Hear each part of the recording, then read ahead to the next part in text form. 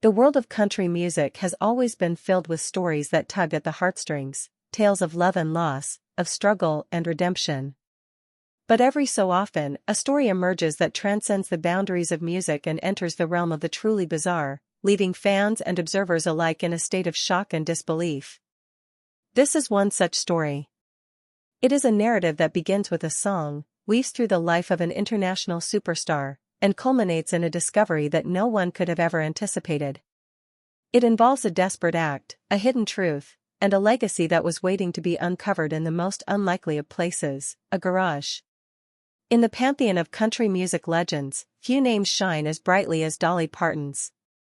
Her voice is instantly recognizable, her songwriting is unparalleled, and her persona is as larger-than-life as the wigs she famously wears. For decades, she has been the Queen of Nashville, a beacon of talent and philanthropy. Yet, behind the glitz and glamour, there have always been stories that hint at a life less ordinary. One such story, often whispered about in fan circles, concerns the inspiration behind one of her biggest hits, Jolene, and a series of events that many thought were just urban legends, until now.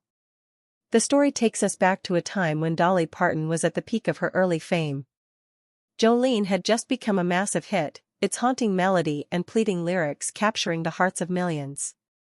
The song, as Dolly has often explained, was inspired by a real person, a beautiful redhead who worked at a bank and had caught the eye of her husband, Carl Dean.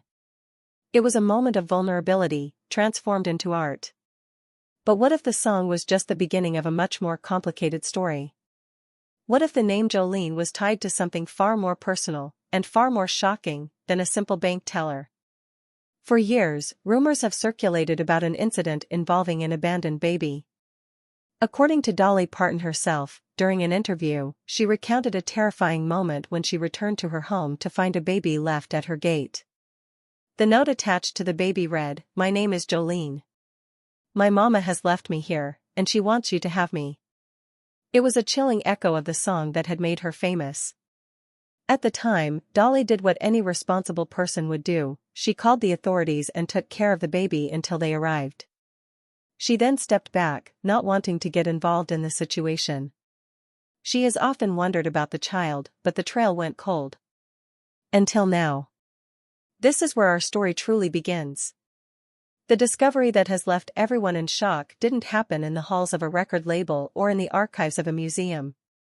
It happened in a suburban neighborhood, in a place you would least expect, a garage. A garage belonging to a woman who had lived a quiet, unassuming life, a woman who, it turns out, was connected to Dolly Parton's world in a way that defies belief. What they found inside Jolene's garage was not just a collection of old furniture or forgotten junk.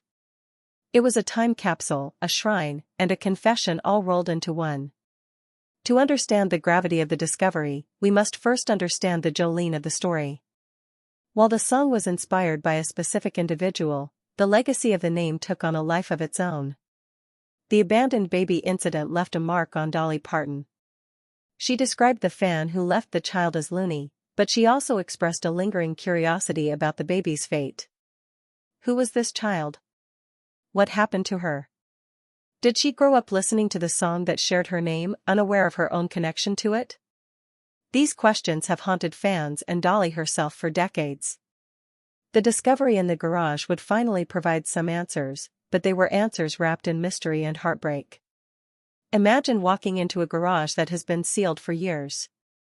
The air is thick and stale, dust motes dancing in the slivers of light that penetrate the grime-covered windows. Boxes are stacked high, covered in cobwebs. Old furniture is pushed against the walls. It looks like a standard, if somewhat cluttered, storage space. But as the investigators began to dig deeper, they started to find items that didn't belong in a typical garage. They found boxes of photographs, meticulously labeled and preserved. They found letters tied with old ribbons, yellowed with age. They found clothing, vintage and well cared for, from a bygone era. And then, they found the music. It was an old record player, dusty but intact. Next to it was a stack of vinyl records, and sitting on top was a copy of Dolly Parton's Jolene. It wasn't just any copy, the cover was worn, and it was autographed. As they opened the box of photographs, the story began to unfold. There were pictures of a young woman who looked eerily similar to a young Dolly Parton. There were newspaper clippings from the time Jolene was released, many of them marked with handwritten notes. There were drafts of letters addressed to Dolly Parton, never sent. The garage was not just a storage space, it was an archive of an obsession, a history that had been hidden for decades. The emotional weight of these discoveries is immense. As you sift through the items, you can feel the presence of the woman who lived here. The pictures reveal a woman who was beautiful and sad. The letters are filled with longing and regret. It seems that the woman who lived in this house, the owner of the garage, had a deep, personal connection to the name Jolene. She had built a shrine to the song and to its creator. The question is, why? What was she trying to preserve? And what was her connection to the baby left at Dolly Parton's gate? The plot thickened with every item they uncovered. At the heart of the mystery was a single, unassuming box. It was smaller than the others and was kept in a locked cabinet. When they finally pried it open, they found a document that changed everything. It was an adoption certificate and a birth certificate. The name on the certificates was Jolene. The documents revealed that a child named Jolene had been given up for adoption in the same city, around the same time as Dolly Parton's bizarre encounter. The pieces of the puzzle were starting to come together, painting a picture that was both sad and unbelievable. The truth that began to emerge was that the woman in the garage was that very same baby. She had grown up, always aware of her name and its connection to the famous song. She had spent her life wondering why her mother abandoned her, why she left her at Dolly Parton's gate. The garage was her way of connecting to the story she felt she was a part of. She had collected everything she could about Dolly Parton and Jolene, trying to understand her own identity, to find a mother figure in the woman who was supposed to be her surrogate, the woman who had simply called the police and walked away. This revelation brings us to the emotional break in our story. This woman lived her entire life in the shadow of a celebrity, believing she was connected to a legend, only to be turned away. The letters we found were attempts to reach out, to explain herself, to ask the question, "Why didn't you keep me?" But they were never sent. The fear of rejection, the fear of being seen as just another loony fan, kept her silent.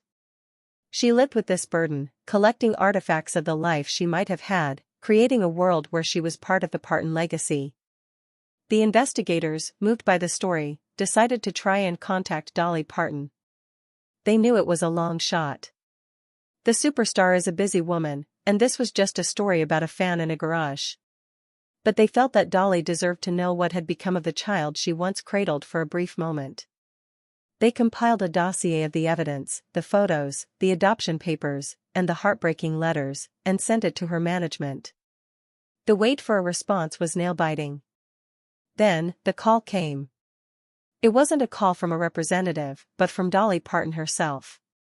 The voice on the other end of the line was exactly what you would expect, warm, but laced with a deep, unsettling emotion. She had been told the story. She confirmed the incident at her gate all those years ago. She remembered it as one of the scariest moments of her life, a bizarre intrusion that made her realize how loony the world of fame could be. She had never known what happened to the baby. She had simply put the incident out of her mind, a strange memory from a wild time in her career. But now, hearing about the woman in the garage, the years of silent worship, the unasked questions, and the heartbreaking loneliness of a life lived in the shadow of Jolene, Dolly was deeply moved. This wasn't just a story about a loony fan anymore. It was a story about a woman who had been let down by the very system Dolly was a part of. The queen of country music, known for her kindness and giving nature, felt a profound sense of sorrow and responsibility. She had not known the full context, and she had never followed up. She had been a young woman at the time, terrified and confused, but now she wondered if she could have done more.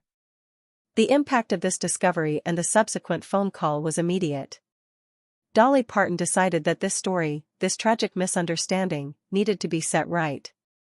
She reached out to the woman's family, offering to pay for a proper memorial and to finally acknowledge the woman's life. She gave a statement, saying that she had always wondered what happened to the baby, and that her heart broke to hear that the child felt abandoned not just by her biological mother, but by Dolly herself. She emphasized that she was just a frightened young woman at the time and that she hadn't known how to handle the situation. The impact ending of this story is a bittersweet one. The woman in the garage, the baby named Jolene, never got to hear Dolly's apology. She passed away before the discovery was made, leaving her story hidden in boxes in her garage. She died believing she was forgotten. However, Dolly's response ensures that her story is not forgotten. It has become a cautionary tale about the consequences of fame and the complexities of human emotion. What makes this story so compelling is its authenticity. These aren't fabricated details from a Hollywood script, they are based on real interviews and real accounts. Dolly Parton herself confirmed the incident with the baby in an interview. The truth is often stranger than fiction, and in this case, it is far more heartbreaking. The garage wasn't just filled with junk, it was a monument to a life defined by a single, unanswered question. As we look back at the shocking discovery inside Jolene's garage, we are reminded of the profound impact our actions can have on others. Dolly Parton, who did what she thought was legally and morally right, inadvertently became a symbol of abandonment to this woman. The woman, who might have seemed loony to the outside world, was simply a lost soul trying to connect with the one person she felt she had a cosmic bond with. It is a story that challenges our perception of celebrities and fans alike. The items in that garage, the photographs, the records, and the unsent letters, are now being catalogued. They will serve as a testament to a life lived in the margins of a famous story.